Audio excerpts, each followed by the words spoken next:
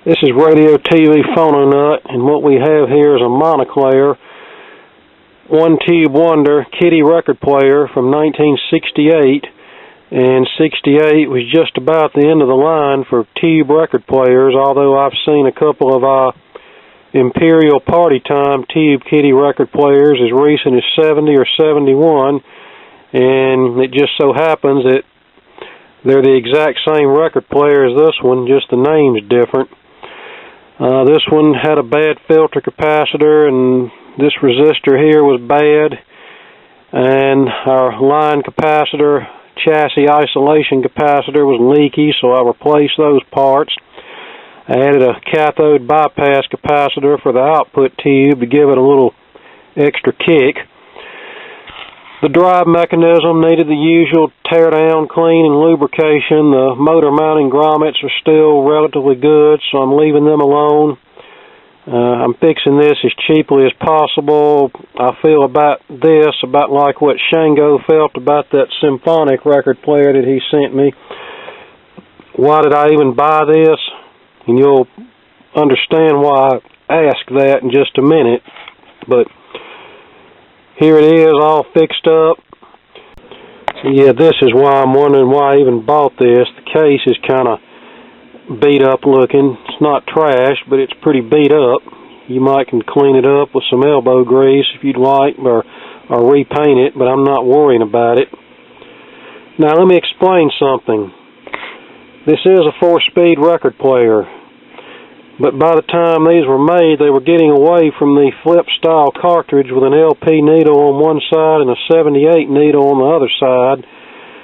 So most of these came with either a 2mm all-speed needle, or really by the time this was made in the late 60s, the 2mm needles were popular more in the 50s, pre-stereo days. These generally came with either a 0.7mm stereo needle or a 1mm mono needle, which is too small for 78s. I guess they figured by the time this was made that the only 78s that would be played on it are the little micro groove kitty 78s.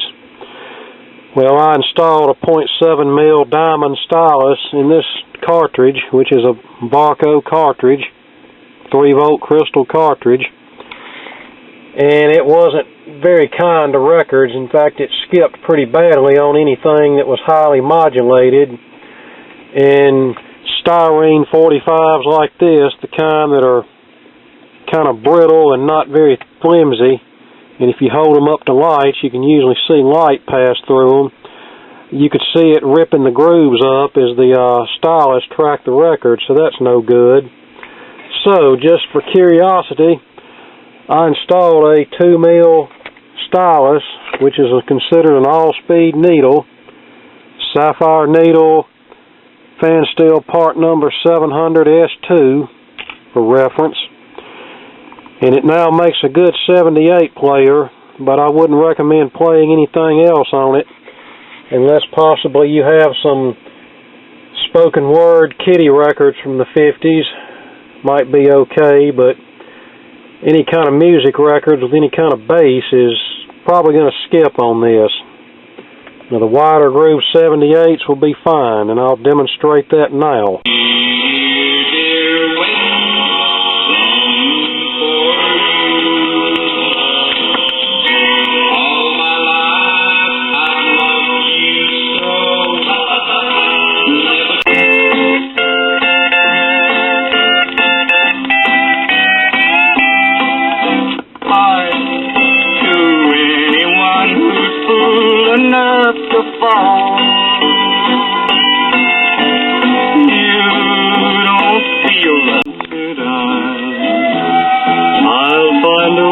To make you mine, he gaily said.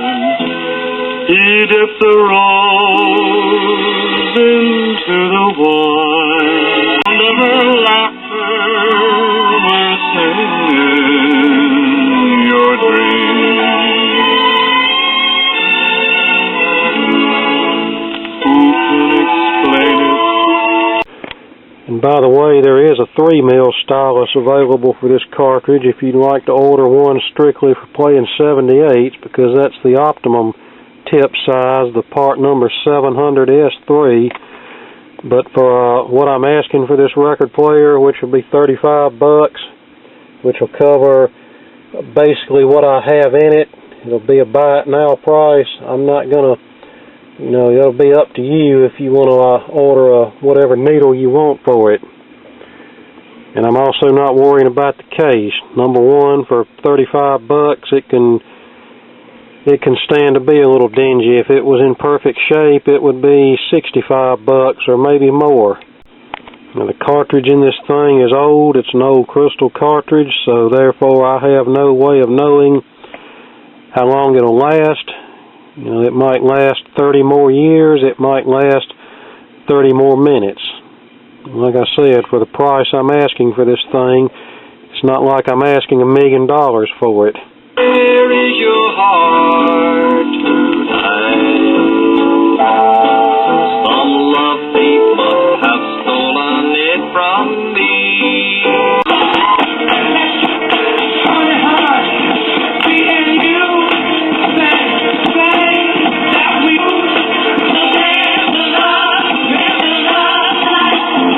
Now, as you can see, I wasn't lying about 45s. It does not like bass-intensive records. And this is a stereo 45, so yeah, a 2mm stylus is not going to track it very well. It's such a long way to go from holding an angel to only missing her soul.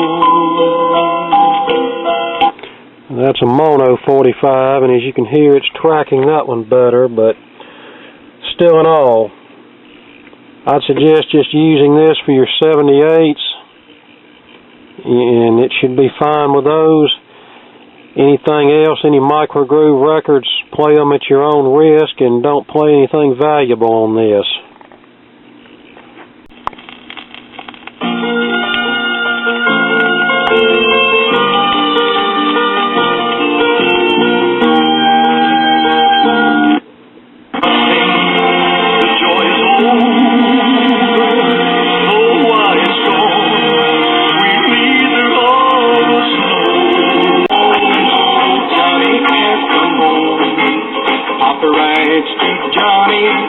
Johnny can't come home because he's been on the chain too long.